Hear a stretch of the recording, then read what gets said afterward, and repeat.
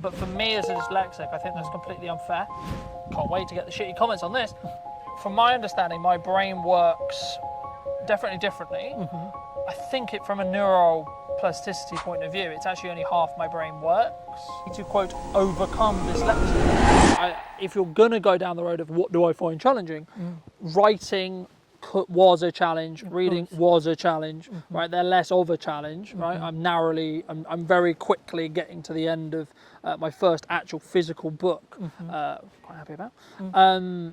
But is it just another way of thinking? Is it just another way of like how to learn?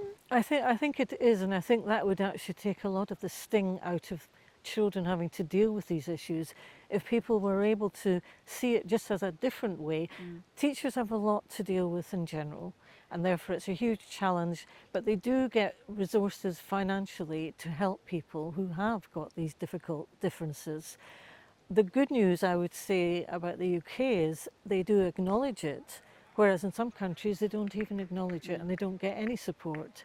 So I would. Yeah, you're just the dumb kid at the back of the class. Yes, exactly. I mean, that was. If you go back historically, say because I'm older, obviously, to say my history of my background and somebody who had what you have, they would just be told you're stupid, sick, and leave school. I mean, it was diabolical, but that's because they didn't have the insight Go eat and the the crayons knowledge. in the corner of the room. Yes, exactly. They just didn't have the knowledge. And I think we are much more aware now, and therefore that's a good thing. And therefore they're able to put the funding into that. But I do say, I know you think it's all wrong that in theory, while you were growing up, it comes down to whoever shouts the loudest and basically pushes.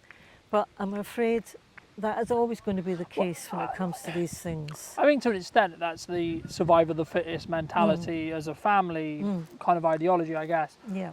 But I think it's also just from a base level, I think there should be more work done for people to understand, and something that I am seeing in the business world. And I had multiple conversations with multiple people, two of which were on the podcast a couple of episodes ago by the time this comes out, about neurodiversity. I interviewed a lady who was very ADHD minded, she's very neurodivergent trained, that kind of thing. And we were talking a lot about like, and it's kind of what I wanted to lean into, I guess, to an extent, because I remember very clearly there's always been points and always been parts of my life as I was growing up with, obviously with you and etc., where there was this emphasis on self-love, self-belief, self-esteem.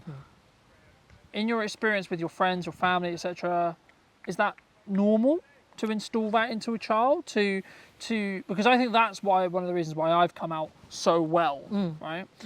Is because of that constant self-belief, constant pushing, I guess you could say, or that constant reminder that, you know, I need to love myself first before I can love anyone else. Absolutely.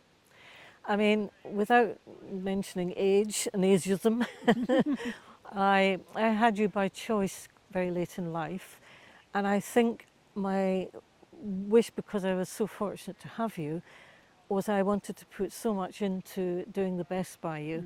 And also because of my own knowledge of my own experience with life and say my own family with two sisters, etc. I'm so aware of the fact that you have to love yourself first, and you have to have a positive view towards yourself, especially in your case where there's extra worries and concerns in schooling and in individual other peers as well.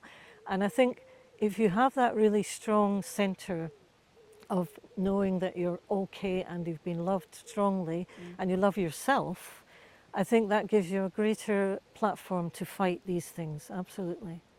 Do you think, I mean, I was going to say, do you think that's common, but I know it's not. Bringing up a child and family dynamics are very complex.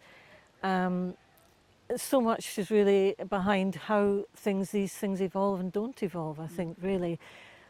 I think I have my own knowledge of how both my sisters experienced schooling and myself, and I was determined that you wouldn't go through that. But in all honesty, even though I put my heart and soul into it and certainly pushed to get the biggest support, you still have to go through a lot of stuff in schooling, and it's just mixing with other children. So yes, parents and guardians and ordinaries, anybody involved in the child's upbringing, they have to you know, look at it in a sense of how does that person cope with all the difficulties that are out there? And there are some mothers who will either be far too busy, or fathers who are far too busy, or any guardian who may not think about all of that side of things and maybe not give that time and effort. I was very determined, and of course studying may have added to that, because I did study a lot to do with children, where I knew how important it was. I'm not sure the school necessarily found it helpful, especially secondary school. I think they were you're child-centric. I remember that. I think they were very relieved when they knew that I wouldn't be sending email after email after email about this and that and the next thing, because they really knew I was very child-centric as far as my attitude about how the school might approach you. I was going to... so they were installed from really early on. I know the answer to this, but for the sake of the conversation, do you think the people who maybe didn't have the correct upbringing from a psychology point of view, we know that the first 0 to 7, their children, people, humans, are sensory sponges. They'll pick up nuance, they'll pick up energy, they'll pick up everything, right? I mean, do you think that until someone works on healing on that, or they look to work on that, that can, if they don't, lean into I'll use the term, keeping up with the Joneses-esque like career path, or they maybe get in a job and they get the big house and they get the big car, and because obviously a lot of people who potentially are watching this or potentially consuming this are in the business world, and I think a lot of people, sometimes they work in C-suite, they work in upper corporates for maybe some of the wrong reasons, right? Maybe they're looking to push not just because they're passionate about trying to make a difference, but once they have the mortgage, once they have the phone, once they have the big car, once they have the financial commitments, they're forced into, I have to stay here because I need to have the money coming in so I can pay for the big house and so on. I mean, to phrase it into a question, is it something that is linked, would you say, between like the lack of self-belief, self-esteem, self-love, and then sort of pushing towards maybe doing more keeping up with the Joneses-esque activities when you're older?